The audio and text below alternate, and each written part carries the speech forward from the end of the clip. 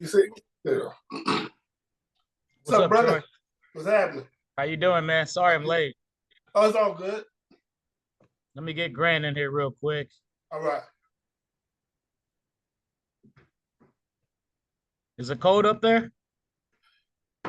It's been the last few days. Like one day was, I think it was Tuesday. We were eight below.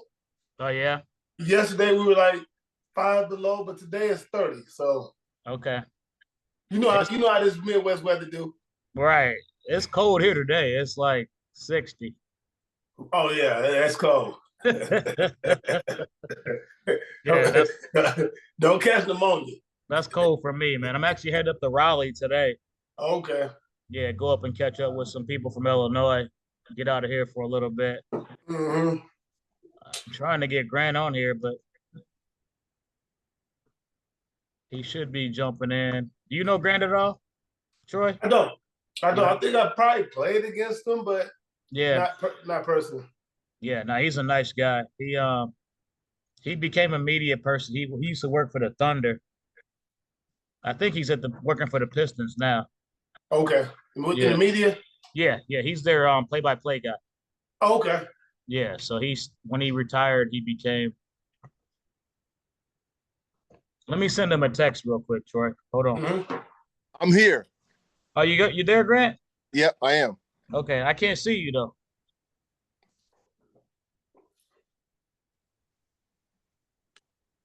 I can hear you, but I can't see you. All right, Uh, I got you now. I got you. got What's me? up, man? How you doing? Yeah, What's up, fellas? not How's it much, going? man. Good, Do you know good, good. Troy at all, Grant? Did you guys ever meet when y'all were playing together? No, I don't think so. But I think Troy was with Oklahoma. Didn't Troy? Did you make it to Oklahoma? No, I was with Minnesota. I knew that, but for some reason I thought you made it to Oklahoma for your maybe a year when I was there. No, my last year was Golden State. Okay, Golden okay. Yeah, State. yeah, Okay, okay. yeah. Well, basically, what I want y'all to do is I mean, this Jimmy Butler stuff it's going viral down here now, and you guys both played. I just want to I mean, Grant, obviously, you've been with the Heat, you know the organization really well. What's your take on all this? I mean, it seems like a bunch of nonsense if you ask me, but I just want to get your opinion. Well, you're in a sense it is, but in the greater picture, it's not. Mm-hmm. And I'll say that because in today's professional sports, and not even professional, go in, even into college, where you have these NIL deals now. Just recently, let's stick with Miami. Jim Larinaga decided that he was going to retire because Right, right. he had 3 players or 4 players that said they weren't coming back from I want to say a Final Four or Sweet 16 visit, and Final 14. he couldn't understand that. Mm-hmm. Well, because they said they had better deals somewhere else. This is what I mean by big picture. Well, the athletes are now realizing that they do have some say so in how their careers are going to go forward, and if they can be compensated. They're only playing by the rules that coaches have been playing by for years and decades, and now all of a sudden, as for lack of a better term, the rabbits got the gun, and now they're making their decisions financially, much like the coaches would do. And in the past, we would all say, or not we, a lot of the fans of a college or university, or the fans in the professional ranks would say the players are displaying no loyalty. How dare they leave to another organization or to another university? Well, coaches do it all day. When coaches have success, they get offered a better deal and they go elsewhere. They leave those recruits behind, or they'll take some with them in most cases.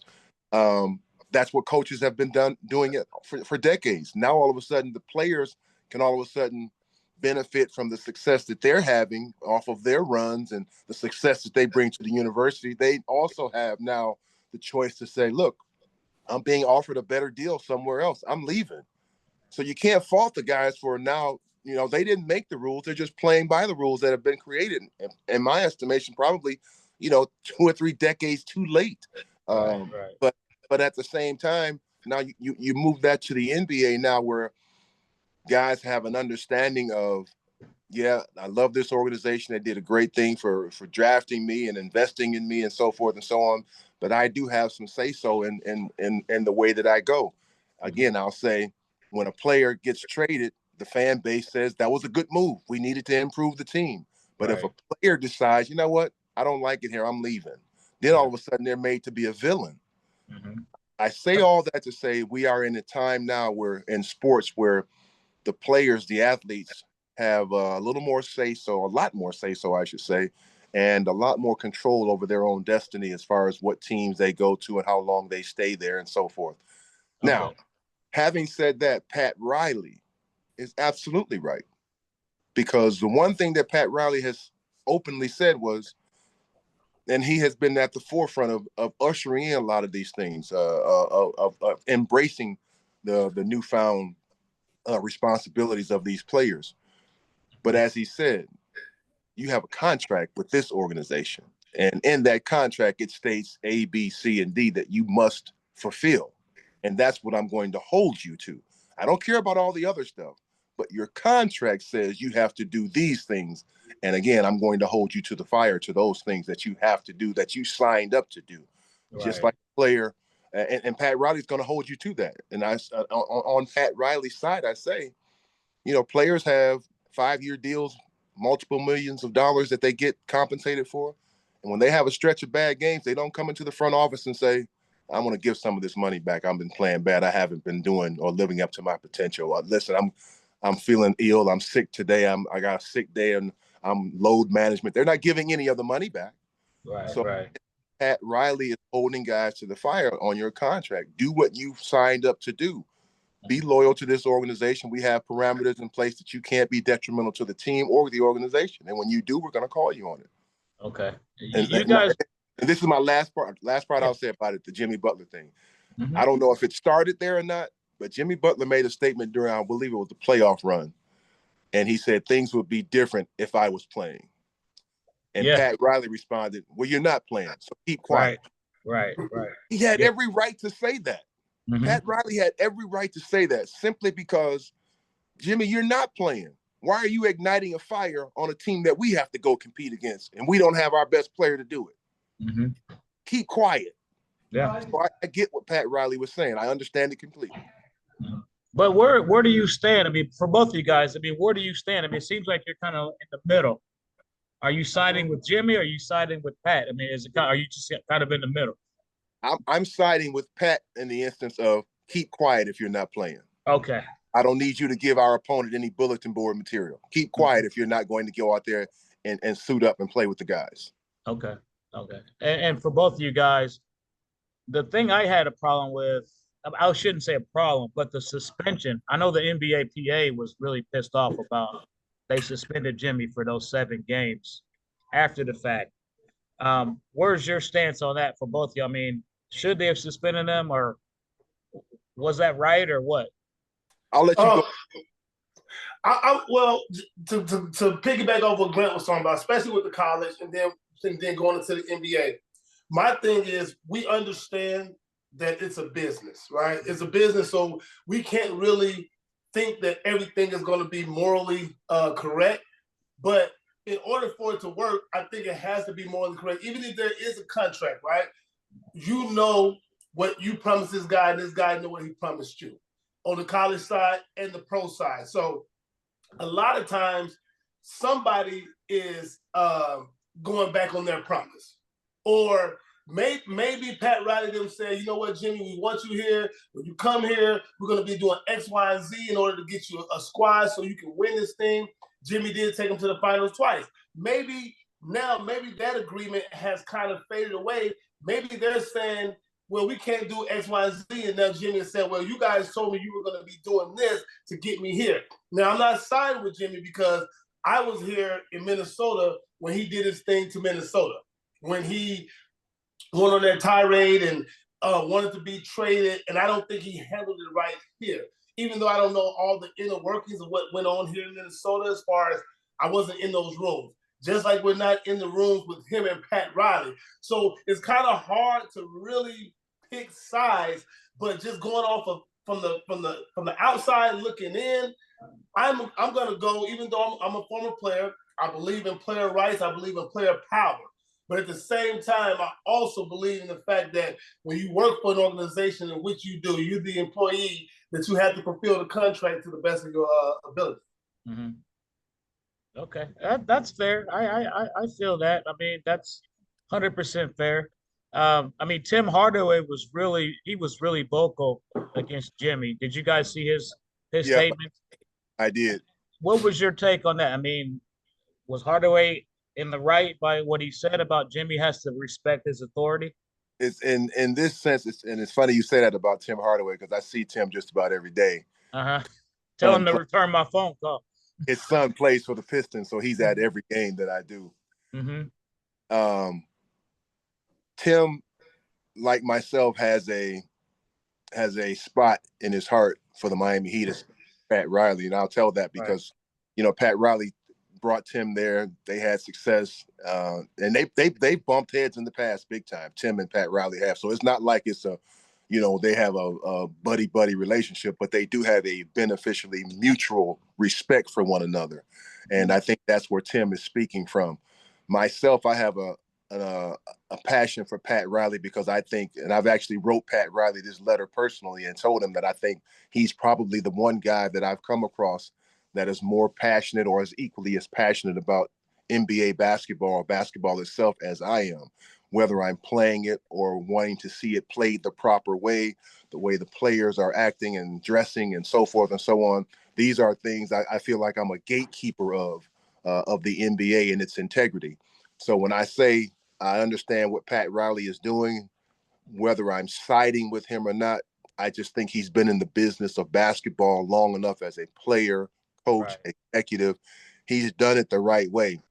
And when you say Tim Hardaway speaking up, I think Tim is in that same vein that I am. He understands that Pat Riley is a savant when it comes to basketball, and he is not going to do anything to let anyone else hurt the integrity of the game. And that's what I stand behind. Pat Riley is one of the gatekeepers of our game, and I think he's trying to keep it at a very, very high level where players and coaches and organizations and management are concerned. That relationship doesn't always have to be a harmonious one, but it does always have to be respectful. Okay. Well, piggybacking off of that, I mean, Paul Pierce came out and said the other day he basically went against Pat Riley. He said Pat Riley let Dwayne Wade leave. He let Are LeBron you James surprised, leave. that Paul Pierce would I do that? know that, Come on, but man. I just want your reaction to it. I know Paul Pierce is a straight up Miami Heat hater, Exactly. but I mean, D Wade did leave, and Pat came out and said, "I made the wrong mistake. I made the wrong decision on that." And Yep. he did say he should have got LeBron to stay another year too.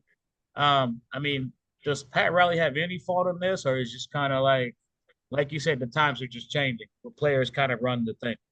Times are changing, but like I said, I think Pat Riley has embraced that. And let me also say this in Pat's defense: he did come out and say, "Listen, I did some things. Probably, if I had a chance to do over, I'd do them differently." Mm-hmm. That's an admission of a man that sits at the top to say, "Listen, I screwed that up. Mm-hmm. Maybe I didn't. It wasn't irreparable because obviously they brought Dwayne back, and Right. Dwayne mended their fences if they were separated at any point." But Mm-hmm. Pat Riley did publicly say that. I think you have to, give him a lot of credit for coming on record and saying, "Listen, I screwed that up." Now, I don't know if they were going to win any more championships. I don't know that. But Yeah, Jimmy Butler had really put Wade County on his back for a long time, he and did. to let a player of that magnitude who meant so much to your organization go, Mm-hmm. that was the mistake of Pat Riley. Now, you heard Troy just say it. The business part of that says, listen, man, we just didn't feel we were going to win any more championships. We weren't going to, just hemorrhage our purse, to sign you for another 2 years just to kind of parade you around to say you're still on our team. We respect Right. everything you've done, but we can't. And you're as a player, can you give us some leeway to understand that we just can't hamstring our organization if we want to continue to move forward in the course that you set us on, the greatness that you set us on? We can't give you all of this money that you're asking for. Hey, if Right. somebody else wants to give it to you, we applaud you. Go take it.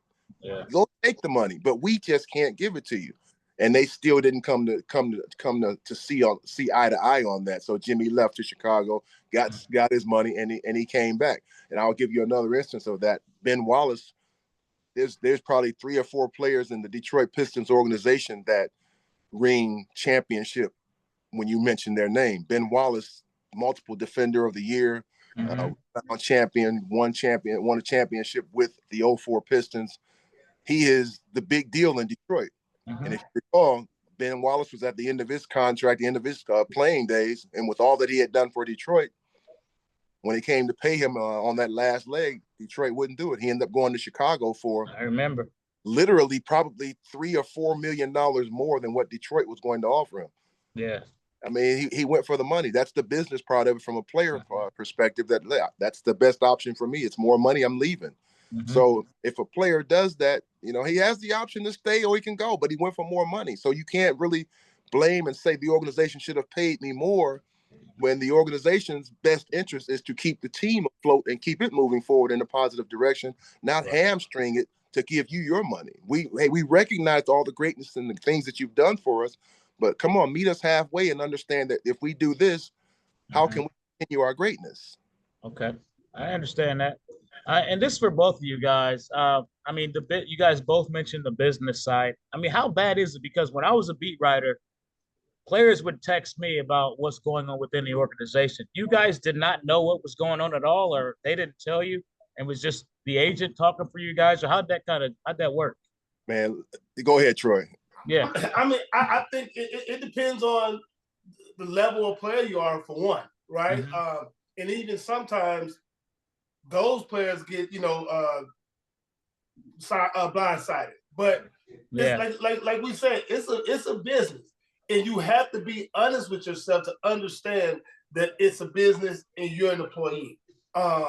They're not going to tell you everything. The only thing you can really do is just control what you can control. And I think a lot of times the players get too emotional.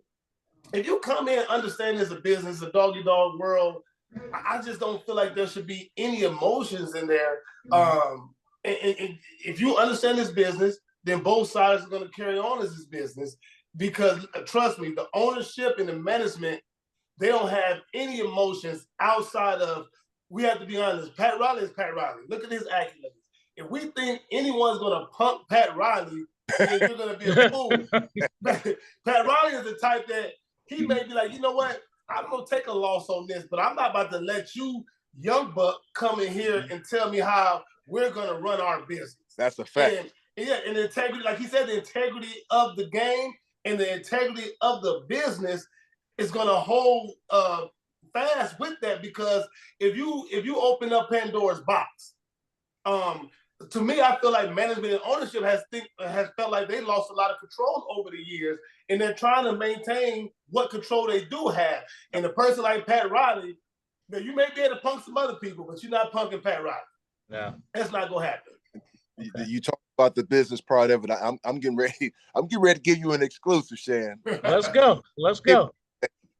You hit the record, but I'm about to. It's already recorded. When you talk about the business aspect of NBA and learning, I had to learn that the hard way. You talk about backroom deals and shady characters, and maybe I was going to stop short of saying shady, but what happened to me, I believe, was underhanded, shady, whatever you want to call. I even go so far as to say it was diabolical. Yeah.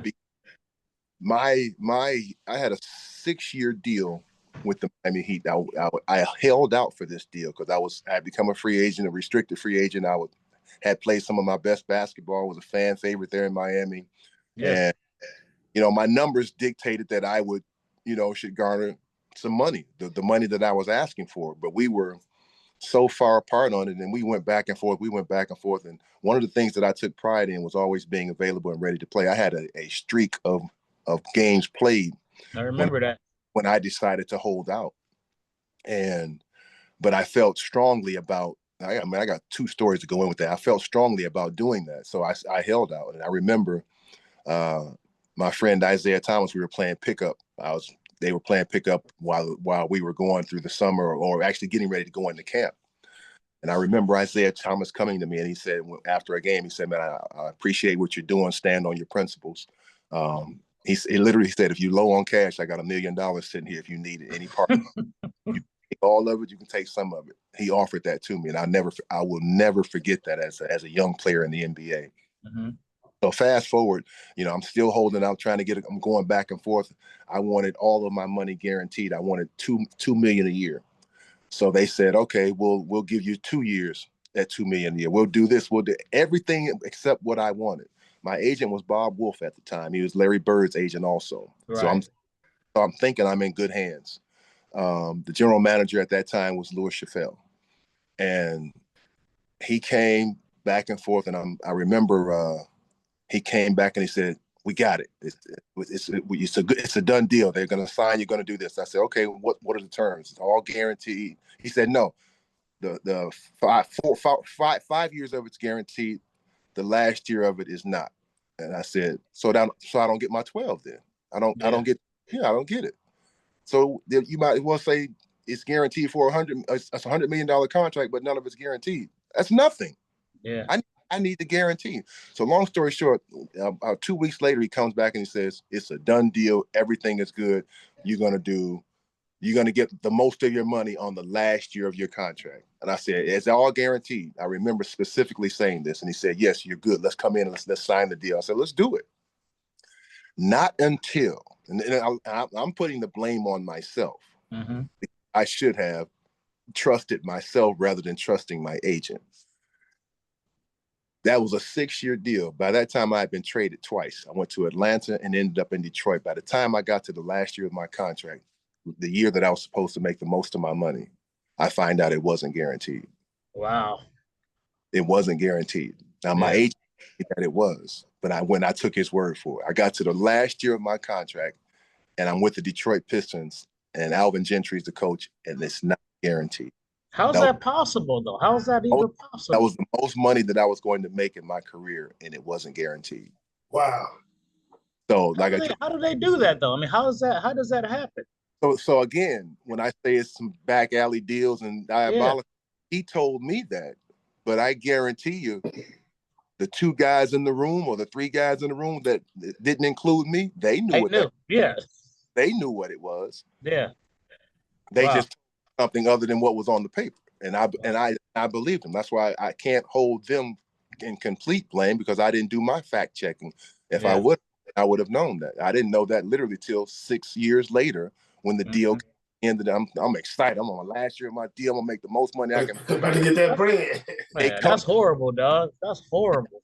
And they say, hey man, your last year is not guaranteed. So we're not going to pick up that all that money on you. And they let me go.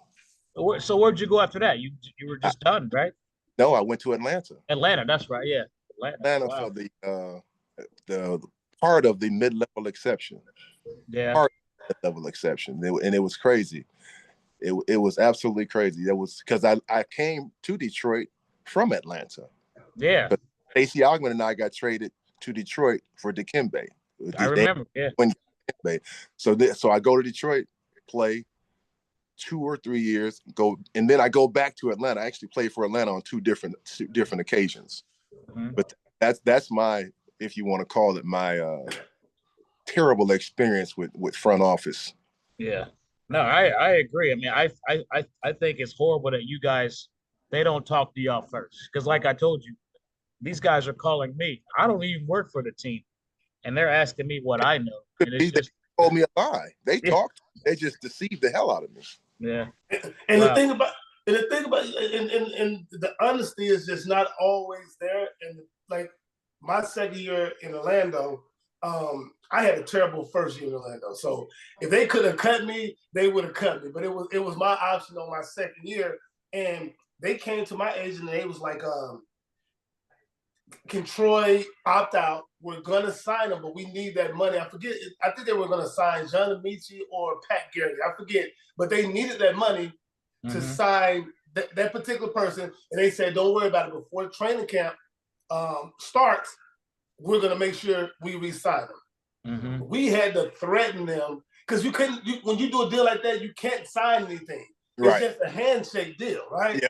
we had to almost threaten them that we were going to go to the media and do all these things before they signed me back. They were like literally not going to sign me back after I helped them out. Jesus Christ. So it's tough. Like those guys, for their job, it's either their job or your job. So, hey, they're going to protect their own interests. And you think about this too. Those guys who knew my contract, what it was at the end, knew at some point I was going to get to that. They didn't care. They didn't. Surprise to you, Grant Long, but we won't be around when you get to the end of that. Wow. Wow. Well, before I let you go, Grant, I got a question about Bam Adebayo for you. The fans are killing him down here. What's your take on him? Is he a number one option? Is he a number two option? Or is he just a role player? I mean, what do you think about Bam? Because they think he's the best, but he hasn't performed like that this year. I mean, this is supposed to be the year of Bam, but he's struggling a little bit. Yeah, I would think though that he has enough cachet with the organization that he has so much in the past that if he's having a bad season or a subpar season, that's just what it is. The guy has proven that he is legitimate, and it's not like he's a fluke, a flash in the pan. He's been so consistent for this organization for so many years. Nobody is going to play at a top tier level throughout their entire career. They're going to have some down years, and you just hope that your down year is not a complete disaster. He's been up and down, but he's been available. He's not been sitting around talking about load management. He's been hurt. He's been available. And I think that tells you something about his character, that he's been available. Now, having said that, I never believed that he was a number one guy. Okay. He's a great compliment. He's a excellent compliment player. Chris Bosh to me wasn't a number one guy. Really? No, he wasn't a number one. Listen, you can go back to Toronto and say he had all of those numbers. But I can also say they were empty numbers because they didn't do anything. Right. Okay, I'll give you that. They didn't get anywhere with those numbers. Not until he was coupled with LeBron and Dwayne did those numbers actually mean anything. Okay. So Bam is the same way. You put him with some guys where what he does now all of a sudden is magnified on a winning team. He's great, but not a number one guy. Just like I said, the same way Chris Bosh. Both guys, I mean, excellent players, very fine players. No disrespect to their game, but they're just not number one guys. Okay, I can agree with that. I agree with that 100%. No, I mean, but I did think Chris was a number one in Toronto. I did think he was. He was the number one option, but he wasn't the number one. He wasn't number one in the league. Okay. He was the number one option on that team, but you wouldn't put him in the same vein of Steph Curry's a number one guy. LeBron's the number one guy on a team. You know, Jason Tatum and those guys are number one guys on a team. Or even comparable to that era, his rosters wasn't no different than the Kevin Garnett rosters. And Kevin Garnett was the number one in the records in the production showed it, you know? Yep. You're right about that. Okay. Well, my last question for you, Grant, is you still remember my jump shot when I hit over Brent Barry? You know what? That's real fuzzy with me right now. See that shot on my background picture? Isn't that Troy? all his stories are fuzzy, man. This story is true. Basketball stories. Look at my background picture. I think that's me shooting over you. No, that's Kemp. No, I think that's you with a Kemp jersey. No, Troy. In 2012, we had a media game in Oklahoma City. I'm the only reporter on the court. You getting buckets? No, I hit the game-winning shot over Brent Barry. Oh. It wasn't over Brent Barry. He was wide open. And coaches always say when the player comes, Coach, I'm open. There's the reason you're open. You're for a reason. Nah, they knew. Jalen Rose was like, "Oh man, y'all can't leave Shandell open like that." That was the only shot you hit that game. Be truthful. That was the only shot you hit that game. I got buckets that whole day. That whole day, man. Are you going to the finals this year? Are you going to All-Star Weekend? No, I'm not. But I'm thinking our Detroit Pistons will have something to say when the thing is all said and done. They're playing an outstanding. They really are. And let me ask you guys this. Is in your estimation, is Cade an all-star if you've seen enough of him? I got him. I'll Yeah. vote for him. Hell yeah. Okay. Definitely. Definitely. I Hell think yeah. he is playing. He is playing some good Yeah. ball.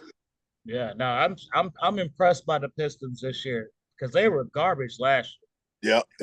And it's a complete turnaround. JB Bickerstaff has come in, man, and year. brand new culture. Remember, this is the third coach Yeah. for Oh, our yeah. Cade Cunningham in his 4 years. He's had Yeah. 3. So that tells you a lot about his character also to be able to go through 3 different defensive and offensive schemes and still come out on the other side of that looking like he's doing right now. Especially at the point guard position. Right. Yeah. Bingo. Yeah.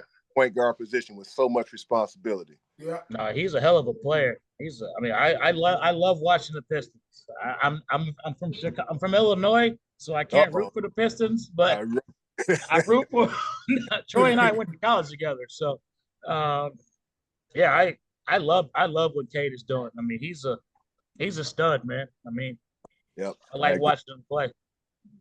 Yeah. Well, I'm good, man. If you guys got anything else, I think I'm good. Cool. No, man. Good catching up with you, Troy. All right, likewise, brother. All right, Yeah, fellas. man. We're gonna invite you back on again, Grant, okay? Please do. Okay, sounds good, man. All right, fellas. Enjoy the day. All right. Take it easy. Yep.